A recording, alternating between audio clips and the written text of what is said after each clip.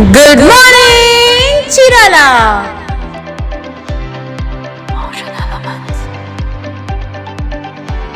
నమస్తే, good morning Chirala కార్యక్రమానికి స్వాగతం. ఈనాటి మన గుడ్ మార్నింగ్ చీరాల కార్యక్రమంలో ప్రధాన పత్రికలు, వాటి ప్రధాన శీర్షికలు, ఇతరత్ర వార్తలు, విశ్లేషణలు చూద్దాం. ముందుగా ఆంధ్రజ్యోతి దినపత్రిక తీసుకుంటే నిరాడంబరంగా బడి సంబరం అంటూ ప్రధాన శీర్షికని ప్రచురించారు. దీని ఉద్దేశం ఏంటంటే, నిన్న రాష్ట్ర వ్యాప్తంగా ఆంధ్రప్రదేశ్ ప్రభుత్వం ఏర్పాటు చేసినటువంటి టీచర్స్ పేరెంట్స్ మీట్ కార్యక్రమం సాక్షాత్తు మన ముఖ్యమంత్రి చంద్రబాబు నాయుడు గారు అటెండ్ అయ్యారు. కాబట్టి బాపట్ల హై స్కూల్లో జరిగినటువంటి కార్యక్రమాన్ని వివరాలన్నీ ప్రచురించారు. ఇందులో ముఖ్యంగా బాపట్ల మున్సిపల్ హై స్కూల్ వేదికగా చదువుల పండగ హాజరైన ముఖ్యమంత్రి నారా చంద్రబాబు నాయుడు గారు మరియు మంత్రి లోకేష్ గారు, అదేవిధంగా బాపట్ల మున్సిపల్ హై స్కూల్లో పెండింగ్లోని నిర్మాణాలకు హామీ, అదేవిధంగా డ్రగ్స్ మహమ్మారిని తరిమి కొట్టాలి అంటూ ముఖ్యమంత్రి పిలుపు, అందరూ బాధ్యతతో ఉంటే విద్యార్థుల భవిష్యత్తు బంగారు బాటే అన్న బాబు అంటూ సబ్ టైటిల్స్తో ఈ వార్తను ప్రచురించారు. నిన్న ఆంధ్రప్రదేశ్ మొత్తం అన్ని నియోజకవర్గాల్లో టీచర్స్ పేరెంట్స్ మీట్ని రాష్ట్ర ప్రభుత్వం విద్యా వ్యవస్థలో మార్పులు అనేటువంటి ఒక సంకల్పంతో కార్యక్రమాన్ని ఏర్పాటు చేశారు. అది మన బాపట్ల జిల్లా బాపట్ల మున్సిపల్ హై స్కూల్ నుంచే ముఖ్యమంత్రి ప్రారంభించడం అనేది ఈ వార్త ప్రధానంగా ప్రచురించడానికి నోచుకుంది. అదేవిధంగా ఈ కార్యక్రమంలో ముఖ్యమంత్రి గారు చాలా నిరాడంబరంగా అందరితోటి, పేరెంట్స్ తోటి, టీచర్స్ తోటి, పిల్లలతోటి మమేకమై వాళ్ళ యొక్క ఆలోచనల్ని, వాళ్ళ యొక్క ఇబ్బందుల్ని, వాళ్ళ యొక్క సంతోషాలన్నీ పంచుకున్నటువంటి సందర్భాన్ని ప్రచురించారు.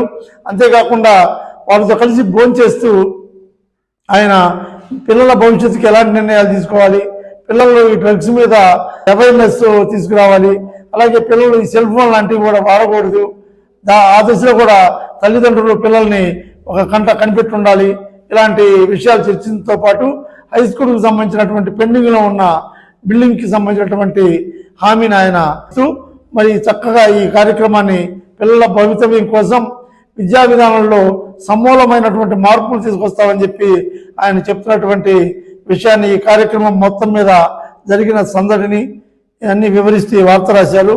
మరి మరొక వార్తకి వెళ్తే, చీరలను కమ్మేసిన పొగమంచు అంటూ ఒక వార్త రాశారు. రాకపోకలకు ఇబ్బందులు పడిన వాహనదారులు అంటూ సబ్ టైటిల్తో రాసిన వార్త. ఒక రైల్వే స్టేషన్ ఫోటో, అదేవిధంగా మంచులోంచి వచ్చినటువంటి ట్రైన్ ఫోటో, అట్లాగే మన జాతీయ రహదారి మీద మంచుతో కప్పేసిన రోడ్డు ఫోటోలు వేస్తూ చీరాల మొత్తాన్ని ఈరోజు పొగమంచు కప్పేసింది. ఉదయాన్నే రాకపోకలకి వాహనదారులు చాలా ఇబ్బంది పడ్డారని చెప్పి రాస్తూ, నిజంగానే ఈ మంచు ఇక రాబోయేదంతా మంచు కాలం కాబట్టి ఈ వాహనదారులందరూ లైట్లు వేసుకొని వెళ్తే బాగుంటుంది. ఎమర్జెన్సీ అయితే, ఎమర్జెన్సీ కాకపోతే మంచు తగ్గిన తర్వాత ప్రయాణిస్తే మంచిది. అదేవిధంగా మనకి కూరగాయల మార్కెట్కి కూరగాయలు తెచ్చేటువంటి వాహనాలు, అలాగే కూరగాయలు అమ్మే వాళ్ళని తీసుకొచ్చేటువంటి ఆటోలు, అదేవిధంగా ఈ వ్యవసాయ కూలీని పొద్దున్నే తీసుకెళ్లే ఆటోలు, ఇవన్నీ కాస్త నెమ్మదిగా లైట్లు వేసుకొని మరి వెళ్ళాలని చెప్పి హెచ్చరిస్తూ ఈ వార్త సారాంశాన్ని మనం విశ్లేషించుకుంటే, ఇక మరొక వార్తకి వెళ్తే, విద్యార్థులే దేశ సంపద అంటూ నిన్న జరిగినటువంటి ఈ టీచర్స్ పేరెంట్స్ మీట్కి సంబంధించి చీరాలలో జరిగిన కార్యక్రమం మీద ఒక వార్త రాశారు. నేటి విద్యార్థులే రేపటి దేశ సంపద, వారిని చెడు మార్గాల్లోకి వెళ్లకుండా సన్మార్గంలో నడుపుదామంటూ చీరాల ఎమ్మెల్యే కొండయ్య గారు నిన్న ఏపీ మోడల్ స్కూలు, అట్లాగే ఈపురపాలెం బాయ్స్ హై స్కూలు, అదేవిధంగా NRNPM high school, parallel high school తదితర స్కూళ్ళలో జరిగిన పేరెంట్స్ టీచర్స్ మీటింగ్ ఆయన పాల్గొని పిల్లలకు కావాల్సినటువంటి ఏమైనా వసతులు, అవసరాలు ఏమైనా ఉన్నాయో తెలుసుకొని వాటన్నింటినీ తక్షణమే ఏర్పాటు చేయాలని అధికారులను ఆదేశించడమే కాకుండా మరి పిల్లలని సన్మార్గంలో నడిపేందుకు బాలల భవిష్యత్తు కోసం రాష్ట్ర ప్రభుత్వం సమూలంగా విద్యా వ్యవస్థ మీద సరికొత్త మార్పులు తేబోతుందంటూ ఆయన వాళ్ళని భరోసా ఇచ్చే ప్రయత్నం చేశారు. మరి ఇదే విధంగా మిగతా ఊర్లలో కూడా నిన్న ప్రతి నియోజకవర్గంలో ఈ బడి పండుగ జరిగిందంటూ ఈ వార్త రాశారు. అదేవిధంగా మరొక వార్తకి వెళ్తే అభివృద్ధి సంక్షేమమే ప్రభుత్వ లక్ష్యం అంటూ మంత్రి గొట్టిపాటి రవికుమార్ గారికి సంబంధించినటువంటి ఒక వార్తని ఇక్కడ ఫోటోతో సహా ప్రచురించారు. జేపంగూరు మండలంలో చందలూరు గ్రామంలో నిన్న ఆయన పాల్గొని నిన్న మనం చదువుకున్నాం పలు అభివృద్ధి కార్యక్రమాలని ప్రారంభించనున్న మంత్రి అంటూ నిన్న ఆయన చంద్రూరులో నూతన సచివాలయ భవనాన్ని, అది పంచాయతీ భవనాన్ని, అదేవిధంగా ఆయుష్మాన్ బాబు మందిరాన్ని, అట్లాగే 30 లక్షలతో నిర్మించిన సీసీ రోడ్లని, దాదాపు 1,20,00,000 రూపాయల అభివృద్ధి కార్యక్రమాలని నేను ఆయన చంద్రూరులో ప్రారంభించాను. ప్రారంభిస్తూ ఆయన చెప్పింది ఏంటంటే అభివృద్ధి సంక్షేమమే ధ్యేయంగా, రెండింటినీ ప్యారలల్గా, గత ప్రభుత్వంలో అభివృద్ధి లేదు సంక్షేమమే ఉంది, ఇక్కడ అభివృద్ధిని సంక్షేమాన్ని కలిసి మా ప్రభుత్వం తీసుకుంది కాబట్టి గ్రామ స్థాయిలో ఉన్న ప్రతి అవసరాన్ని తమ దృష్టికి తీసుకొస్తే తక్షణమే దాన్ని పరిష్కరించే దశలో మన పరిపాలన ఉంటుంది. ఎస్సీ ఎస్టీ బీసీ వర్గాలకు సంబంధించినటువంటి విద్యుత్ రాయితీలు కానీ, వాళ్ళకి రావాల్సిన పెన్షన్ సంబంధించిన కూడా ప్రభుత్వం భరోసాగా ఉంటుంది అంటూ ప్రభుత్వానికి సంబంధించినటువంటి పలు కార్యక్రమాలను వివరిస్తూ ఆయన చేసిన ప్రసంగం. ఈ కార్యక్రమం మరి చంద్రూరులో జరిగిందంటూ రాశారు. అదేవిధంగా మరొక వార్తకి వెళ్తే వ్యక్తులుగా సాధించలేనిది సంఘంగా సాధించవచ్చు అంటూ పర్చూరు నియోజకవర్గానికి చెందినటువంటి ఎమ్మెల్యే ఏలూరు సాంబశివరావు గారికి సంబంధించినటువంటి ఒక వార్త రాశారు.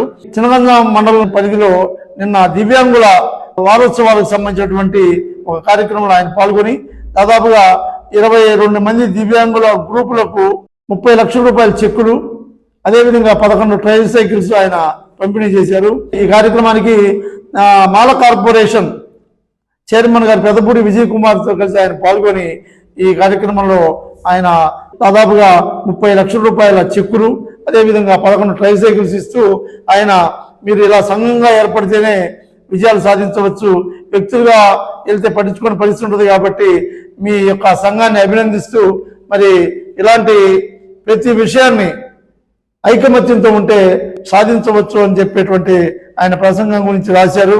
అదేవిధంగా మరొక వార్తకి వెళ్తే చీరాల ఎంఆర్ఓ గారికి సంబంధించిన వార్త, అర్జీలకు తక్షణమే పరిష్కారం చూపాలి అంటూ తహసీల్దార్ గోపాలకృష్ణ గారు చెప్పినటువంటి విషయాన్ని ఒక వార్త రాశారు. నిన్న గ్రామ రెవెన్యూ సదస్సులో అర్జీలకు తక్షణమే విచారణ జరిపి పరిష్కరించే దిశలో పనిచేయాలని అధికారుల్ని ఆయన ఆదేశించారు. నిన్న కావురువారిపాలెం దేవినూతల జరిగినటువంటి రెవెన్యూ సదస్సులో దాదాపుగా 46 అర్జీలకు పైగా ఆయనకి వచ్చినట్టుగా చెప్తూ ఈ అర్జీలను స్వీకరించడమే కాదు గ్రామ స్థాయిలో ఉన్న అధికారులు తక్షణమే విచారణ జరిపి వీటిని పరిష్కరించే దశలో కూడా ఆలోచన చేస్తేనే ప్రభుత్వ లక్ష్యం నెరవేరుతున్నట్టు ఆయన చెప్పినటువంటి వార్తను ఇక్కడ రాశారు. అదేవిధంగా మరొక వార్తకి వెళ్తే తోటవారిపాలెనికి సంబంధించినటువంటి మరొక వార్త చూస్తే స్కూల్కి ఫర్నిచర్ బహుకరణ, తోటవారిపాలెం పరిధిలోని ఎలిమెంటరీ స్కూల్కి మౌలిక సదుపాయాలకి సహకరిస్తామంటూ 1982వ బ్యాచ్ 10వ తరగతి విద్యార్థుల బ్యాచ్ పాత ఓల్డ్ స్టూడెంట్స్ నిన్న కార్యక్రమాన్ని ఏర్పాటు చేసుకున్నారు. వాళ్ళు స్కూల్ కి 30,000 రూపాయల విలువైనటువంటి అవసరాలని 30,000 రూపాయల విలువైన బీరువా, రేఖ అలాంటివి కొన్ని చిన్న చిన్న వసతులను వాళ్ళు తీరుస్తూ స్కూల్కి అవసరమైనటువంటి ప్రతి దానికి మేమంతా సహకరిస్తామంటూ నిన్న ఓల్డ్ స్టూడెంట్స్ చేశారు. చూడండి, మనం చదువుకున్న స్కూల్కి మనం ఎదిగిన తర్వాత ఎంతో కొంత చేస్తూ ఉంటే చదువుకునే భావితరాలకి మన వంతు సహాయం చేసినట్టుగా ఉంటుందని చెప్పి నిన్న వీళ్ళు తీసుకున్న నిర్ణయం ఒకంత అభినందనీయం. మరొక వార్త చూస్తే కొడుకు మోసం తల్లి పోరాటం అంటూ ఒక వార్త రాశారు. భూమిని అక్రమంగా ఆన్లైన్ చేయించుకున్నాడని కొడుకు మీద ఆరోపణ, న్యాయం చేయాలని డిమాండ్. మననే ఒక వార్త చదువుకున్నాం, ఒక తల్లిని మోసం చేసి కొడుకు పొలాన్ని ఆక్రమించుకొని సేద్యం చేసుకుంటా ఉంటే ఆమె అధికారులను సంప్రదిస్తే అధికారులు బుద్ధి చెప్పి చట్టరీత్యా వాడిని చెల నుంచి ఆ పొలాన్ని ఆమెకు ఇప్పించి న్యాయం చేసినటువంటి పరిస్థితిని మళ్ళీ ఇప్పుడు ఇంకొక తల్లి రోడ్డు ఎక్కింది. ఇది మర్రిపూడి మండలం రావిళ్ళవారిపాలెనికి చెందినటువంటి పాలెపు రాగమ్మ. ఆమె వయసు 90 సంవత్సరాలండి. 90 సంవత్సరాల వయసు ఆమె 43 సెంట్లు పొలం కోసం కొడుకు మీద రోడ్డుకి ఎక్కింది. ఆమె తమ కొడుకు 43 సెంట్లు తనకున్నటువంటి భూమిని ఆక్రమించుకొని ఆన్లైన్ చేసుకుని తమ కొడుకు పేరు మీద రిజిస్టర్ చేసుకొని నన్ను బజార్ను పడేసాడంటూ ఆమె రోడ్డు ఎక్కి నిన్న జువ్విగుంట సచివాలయం వద్ద శనివారం నిరసనకు దిగింది. మరి ఆమె ఇంతకుముందు చాలాసార్లు తిరిగిందంట ఈ సమస్య మీద. అధికారులు ఎవరు పట్టించుకోకపోవడంతో ఆమె అక్కడ ధర్నాకు దిగింది. ధర్నాకు దిగిన ఆమె పరిష్కారం అయిన లోపల అధికారులు సాయం దాకుండా చాలా వేసుకుని వెళ్ళిపోయారు. అయినా ఆమె అక్కడే ఉంది. అసలు వివరాల్లోకి వెళ్తే ఈ రాగమ్మ భర్త 40 ఏళ్ల క్రితం చనిపోయాడంట. ఆమెకు 3 కుమారులు. వారికి ఆస్తి మొత్తం ఇచ్చేసి 43 సెంట్లు మాత్రం తన పేరుతో ఉంచుకుంది. అయితే పెద్ద కుమారుడు రమణయ్య అనేవాడు తనకున్న పలుకుబడితోటి ఈ భూమిని అక్రమంగా ఆన్లైన్ చేసుకొని వాళ్ళ కొడుకు పేరు మీద రిజిస్టర్ చేశాడు. చూడండి ఎంత దుర్మార్గము. చేసుకోవడంతో పాటు ఈమెకి ఎటువంటి ఇది చేయకుండా కొడుకులు 3 కూడా అన్నం పెట్టకుండా ఆమె నడి రోడ్డు మీదకి ఇస్తే 90 ఏళ్ల వయసులో ఆమె గ్రామ సచివాలయం తనకు అందుబాటులో ఉన్న గ్రామ సచివాలయం దగ్గరికి వెళ్ళి ధర్నాకు దిగింది. కాబట్టి మండల స్థాయి అధికారులు తక్షణమే స్పందించి ఆమెకి చెందాల్సినటువంటి 43 సెంట్లు ఆమెకి చెందించి ఆమెని సంతృప్తిపరిచి, ఎందుకంటే చివరి దశ అండి వాళ్ళకి ఎందుకు ఈ క్షోభ, తక్షణమే తల్లిదండ్రులకి సరిగా చూడకపోతే కొడుకుల ఆస్తి మొత్తం రికవరీ చేసుకునే చట్టం ఉంది. అది ఆడపిల్లలకి ఇచ్చినా సరే ఏ క్షణంలోనైనా వాళ్ళు వాళ్ళ కొడుకుల మీద విరక్తి చెందితే వాళ్ళు ఇచ్చినటువంటి ఆస్తిని తిరిగి రికవరీ చేసుకునేటువంటి చట్టాలు ఉన్న ఈ రోజుల్లో ఎంత దుర్మార్గం చూడండి. మరి 90 ఏళ్ళ ఆమె మరి రోడ్డెక్కి ఈరోజు సచివాలయం ముందు ధర్నాకు దిగిందంటే ఎంత దుర్భరమైన పరిస్థితి మనం గమనించాలి. తక్షణమే అధికారులు స్పందించి రాగమ్మకి ఆమెకు చెందినటువంటి భూమిని కొడుకు చెర నుంచి విడిపించి ఆమెకు న్యాయం చేయాలని చెప్పి తెలియజేసుకుంటూ మరొక వార్తకి వెళ్తే పాతుడు రాళ్ళు కేర్ ఆఫ్ బల్లిపురం అంటూ ఒక వార్త రాశారు. ఇది ఒక చక్కని వార్త అండి. గ్రానైట్ ఫ్యాక్టరీల వద్ద పనికిరాని రాళ్లను పాతుడు రాళ్ళుగా మలుస్తున్న కూలీలు, పొలాలకు వెంచర్లకు వినియోగం, రోజుకు 3 లారీల లోడ్ విక్రయం, తమిళనాడు తెలంగాణ రాష్ట్రాలకు తరలింపు, నిత్యం 500 మందికి ఉపాధి. ఇది చాలా చక్కని వార్త. వేస్ట్ వ్యర్థాల నుంచి కూడా మనం సంపదను సృష్టించుకోవచ్చు, ఉపాధి కల్పించుకోవచ్చు. అదేవిధంగా మన జీవితాన్ని సులభతరంగా జీవన సుగమాన్ని ఏర్పరచుకోవచ్చు అనేటువంటి దశలో వచ్చేటువంటి చాలా విషయాలు ఇది కూడా ఒకటి. మనకి బల్లిపురం ప్రాంతం, మాటూరు ప్రాంతంలో గ్రానైట్ క్వారీలు ఉన్నాయి. క్వారీలోంచి తెచ్చిన తర్వాత ముడి సరుకు నుంచి పాలిష్ చేసుకోగా మిగిలిన వ్యర్థం రాళ్ళన్నీ అక్కడ పడేసి ఉంటాయి పక్కన. అవి ఫ్యాక్టరీ వాళ్ళు ఏం చేసుకోరు. కానీ వాటిలోంచి కూడా ఈ కూలీలు, ఇన్నోవేటివ్ థాట్స్ ఉన్నటువంటి కూలీలు కొంతమంది వాటిని నిలువురాళ్లుగా కట్ చేసుకుంటూ గొప్ప ఉపాధిని పొందేటువంటి పరిస్థితిలో ఉన్నారు. ఇక్కడ బల్లిపురం ప్రాంతానికి సంబంధించినటువంటి గ్రానైట్ ఫ్యాక్టరీల వద్ద జరుగుతున్న కొన్ని ఫోటోలతోటి ఈ వార్త రాశారు. ఇది నిజంగా కూలీలుగా పనిచేస్తున్నామే కాకుండా అక్కడున్న వనరులతో మనం కొంత సంపదని ఎలా సృష్టించుకోవచ్చు అనేటువంటి ఆలోచనతో కూడిన ఈ ఆలోచన. మరి ఈ ముడి రాళ్ళు వేస్టేజ్ మొత్తాన్ని ఫెన్సింగ్ రాళ్ళుగా మార్చి కూలీలు దాన్ని అమ్ముకున్నటువంటి పరిస్థితి నిజంగా అభినందనీయం.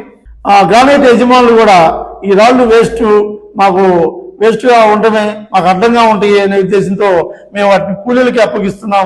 వాళ్ళు ఈ విధంగా ఫెన్సింగ్ రాళ్ళుగా మార్చి ఈ రోజున ఉపాధి పొందే అవకాశంలో ఉన్నారని చెప్పి తెలియజేసినటువంటి మంచి వార్త. దాదాపుగా నిత్యం 500 మందికి ఉపాధి వచ్చే ఈ వ్యాపారం దాదాపు రోజుకి 3-4 లారీలు లోడ్లు వెళ్ళిపోతుంట. తమిళనాడు తెలంగాణ రాష్ట్రాలకు కూడా ఇక్కడి నుంచి ఈ ఫెన్సింగ్ రాళ్ళు వెంచర్లకు కానీ, హద్దురాళ్ళకి కానీ, లేదా వాళ్ళ పొలాలకి ఫెన్సింగ్ వేసుకోవటంలో కానీ అందరికీ ఉపయోగపడే ఈ రాళ్ళు మరి క్వారీల వద్ద కూలీలు తయారు చేసుకుని అమ్ముకుంటున్నారు. మరి చాలా అభినందనీయం అని తెలియజేస్తూ వార్త ఈనాడులో ఒక ప్రధానమైన వార్త తీసుకుంటే, వచ్చే జూన్లోగా పాఠశాల భవనం పూర్తి చేస్తామంటూ చంద్రబాబు నాయుడు గారు హామీ ఇచ్చినట్టుగా ఈ వార్త ప్రచురించారు. నిన్న బడి పండుగ కార్యక్రమంలో మరి పేరెంట్స్ టీచర్స్ మీటింగ్ కి ప్రతిష్టాత్మకంగా రాష్ట్ర ప్రభుత్వం ప్రారంభిస్తే సాక్షాత్తు మన ముఖ్యమంత్రి గారు మన బాపట్ల హై స్కూల్ నుంచే ప్రారంభించడం ఒకంత మనకి ఆనందదాయకం. అయితే మరి అక్కడ నిన్న మనం చెప్పుకున్నాం, అసంపూర్తిగా మిగిలిన స్కూల్ భవనాల గురించి మనం మాట్లాడుకున్నాం. దానికి సంబంధించి చక్కగా ముఖ్యమంత్రి గారు హామీ ఇచ్చినట్టుగా కూడా మనకి ఈ వార్త ప్రచురించారు. వచ్చే జూన్లోగా ఇది పూర్తి చేసి విద్యార్థులకి మరి ఉపయోగపడే విధంగా చేయాలని చెప్పి అధికారుల్ని ఆదేశించినట్టుగా కూడా ఆయన తెలియజేశారు. అయితే గత ప్రభుత్వం 30 తరగతి గదుల ఈ భవనాన్ని 2G+2 కింద దాదాపు 2,50,00,000 దీనికి శాంక్షన్ చేస్తే 1,80,00,000 దీనికి ఖర్చు పెట్టారు, మిగిలింది అసంపూర్తిగా వదిలేశారంటూ అధికారులు ఆయన దృష్టికి తీసుకెళ్ళినప్పుడు ఇప్పుడు అదనంగా పెరిగినటువంటి ఖర్చుల రీత్యా ఇంకొక 2 కోట్ల రూపాయలు ఉండేది పూర్తి చేయొచ్చు అని చెప్పి అధికారులు సీఎం దృష్టికి తీసుకెళ్తే ఆయన సానుకూలంగా స్పందించి దానికి ఆదేశిస్తూ వచ్చే జూన్ కల్లా ఈ బిల్డింగ్ ని విద్యార్థులకు ఉపయోగపడే విధంగా చేయాలని చెప్పి ఆయన హామీ ఇచ్చినట్టుగా ఈ వార్త రాశారు.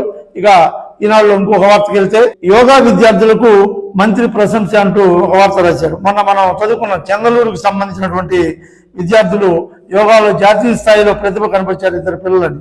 వాళ్ళని నిన్న చంద్రలూరు అభివృద్ధి కార్యక్రమాలను ప్రారంభానికి వచ్చిన మంత్రి కొట్టిపాటి రవికుమార్ అభినందిస్తూ ఇంకా ప్రతిభ కనపరిచే వాళ్ళకి ప్రభుత్వం అండగా ఉంటుంది, మీకు కావాల్సినటువంటి ఏమన్నా సదుపాయాలు ఉంటే మరి మేము తక్షణమే స్పందిస్తామంటూ వాళ్ళకి ఒక భరోసా ఇచ్చినటువంటి వార్తను రాశారు. అదేవిధంగా ఇంకొక వార్తకి వెళ్తే వాగులోకి దూసుకెళ్లిన మినీ లారీ అంటూ ఒక వార్త రాశారు. ఇది పర్చూరు రోడ్లో విపరీతమైన యాక్సిడెంట్లు జరుగుతూ ఉన్నాయి. ఈ పర్చూరు పిడుగురాల రోడ్డు నిర్మాణంలో ఉన్నటువంటి దశలో కొన్ని చోట్ల డివైడర్స్ క్రాస్ రోడ్లు ఏర్పాటు చేశారు.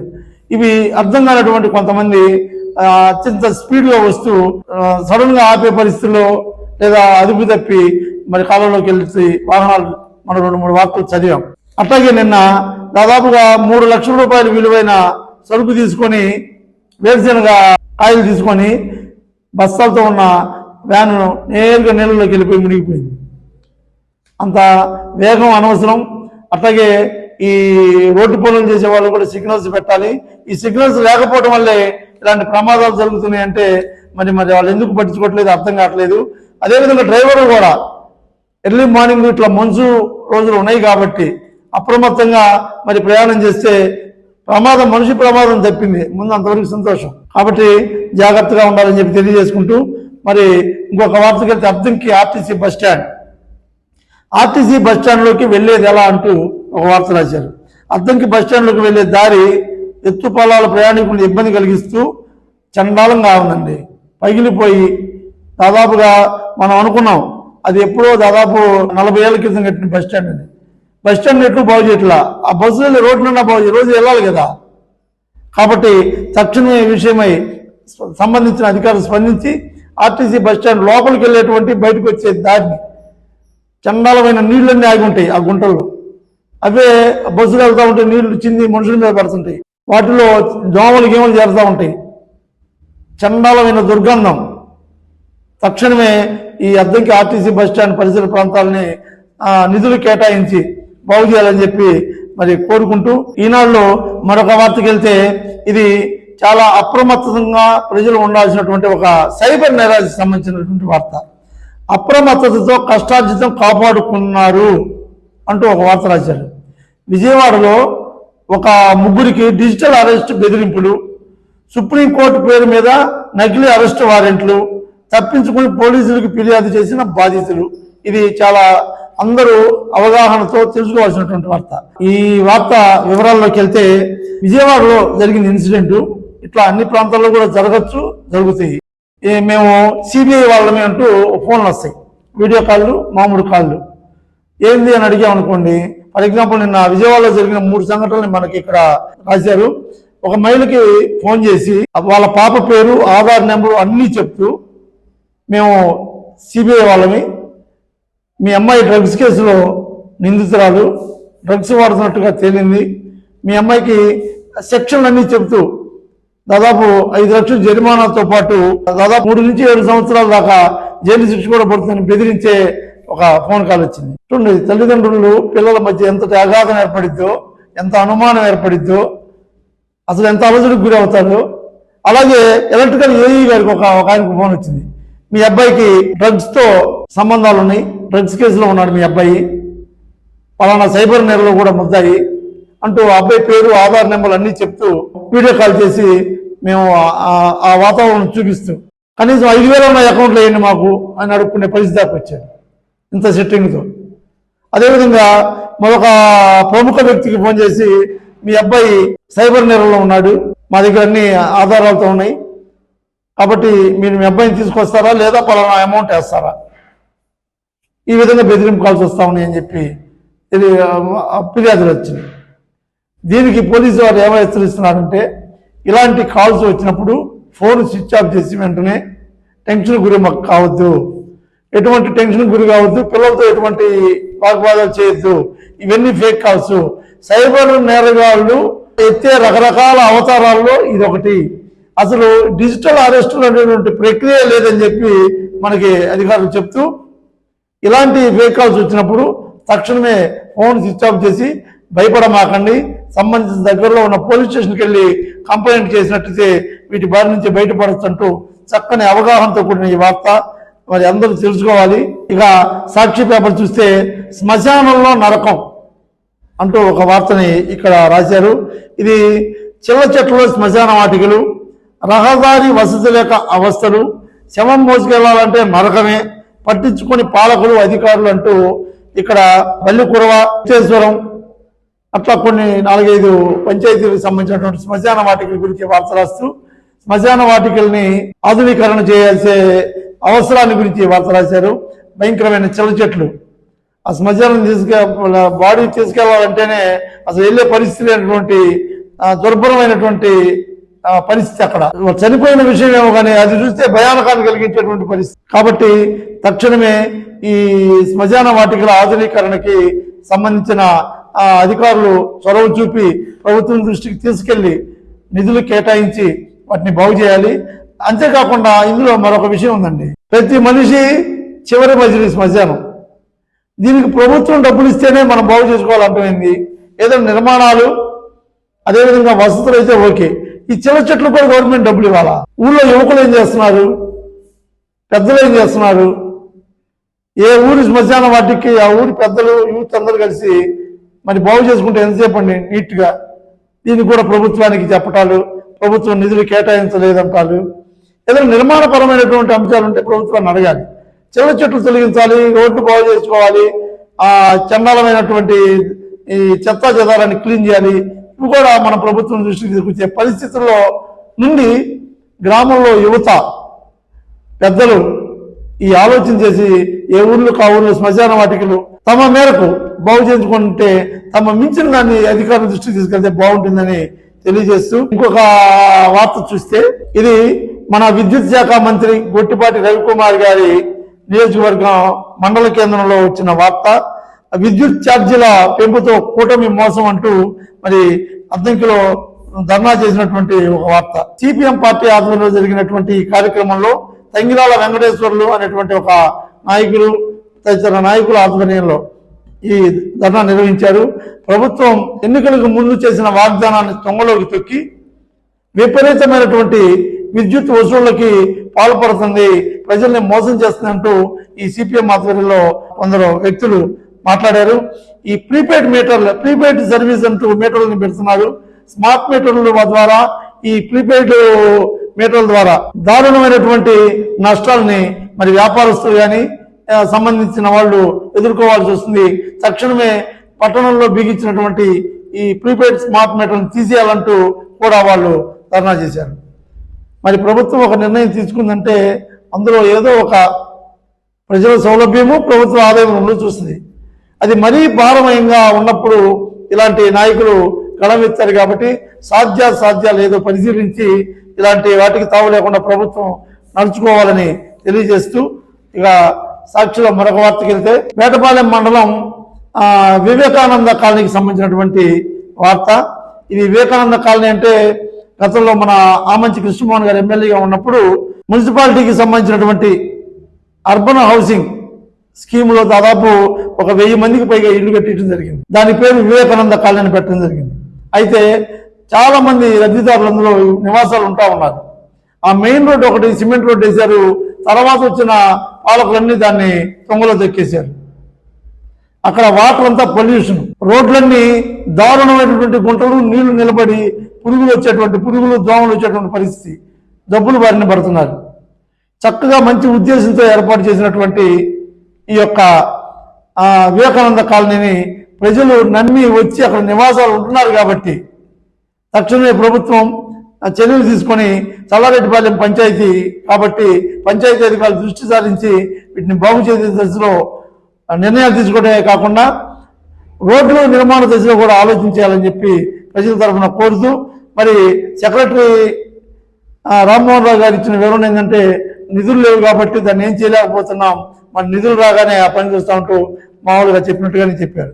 కాబట్టి ఈ వివేకానంద కాలనీ అంతర్గత రోడ్ల దుర్భర పరిస్థితిని త్వరితగతిన తీర్చే దిశలో అధికారులు నిర్ణయం తీసుకోవాలని చెప్పి తెలియజేస్తూ, ఇక మరొక వార్తకి వెళ్తే ఈ భీష్మ అక్షరాల 19 లక్షలంటూ ఒక ఎద్దుకు సంబంధించినటువంటి వార్త ఇది.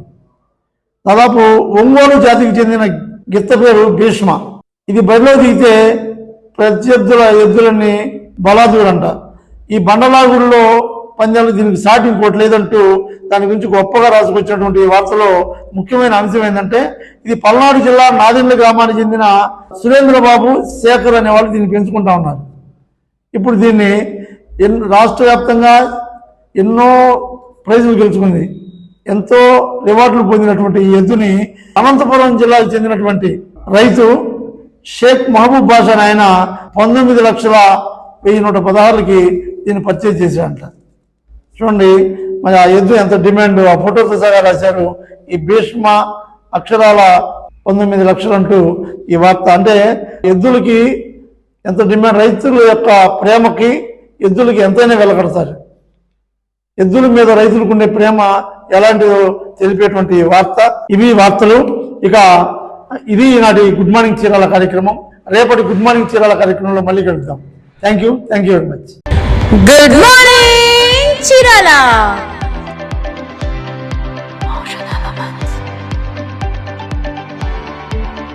Good morning Chirala.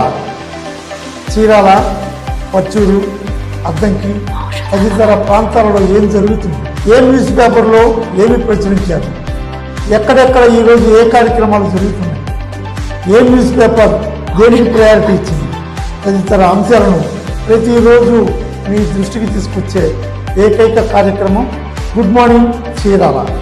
మీ అభిమాన ఎస్బీసీలో ప్రతిరోజు ఉదయం 9 గంటలకు మీకోసం. Good morning Chirala.